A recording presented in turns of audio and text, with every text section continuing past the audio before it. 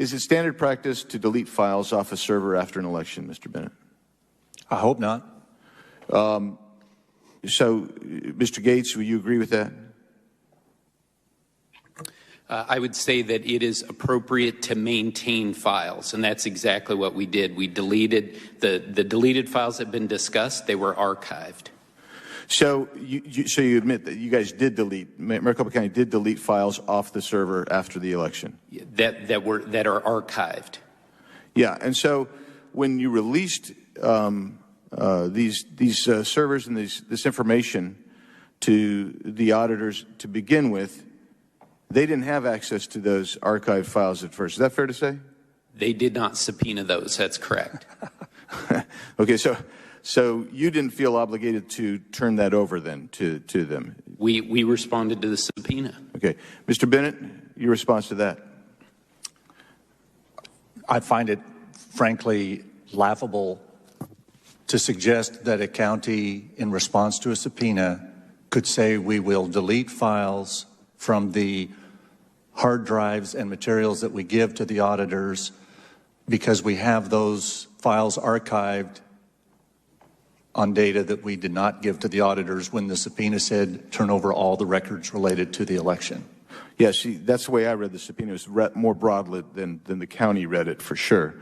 So, so your Twitter account mentions that the purging of the 2020 election database in the beginning of February is a standard practice. Can you please confirm for me that that's what you do for all elections? After all elections, that you do that? I cannot confirm that for you today, but we can certainly get you that answer, Congressman. Thank you, Mr. Chairman. Can you confirm that today or not? I really can't confirm that either today. I just know that because there is limited space on these servers, when you have to run another election, then you have to make room for the additional election data. So was there additional? Was there still? Well, let me just rephrase this. If that is the standard practice, which is kind of, I don't think you guys are saying that you know for sure, but the chairman just intimated that that's the case. Can you explain to me why data was still present for prior elections on the databases in and of itself? Yeah, again, I don't have an answer to that question, but we'll certainly get you an answer for it, Congressman. Okay. All right. I would appreciate if you would give me that information. And I do think that it's important that our recorder has suggested that he will be answering every question in a timely fashion. That's the same recorder that campaigned that Adrian Fontes was incompetent and called him a criminal. And he was the guy that was running the 2020 election, and you actually hired someone to oversee Mr. Fontes because you guys didn't trust Mr. Fontes as well. Is that the same guy? Is that the same Stephen Richard?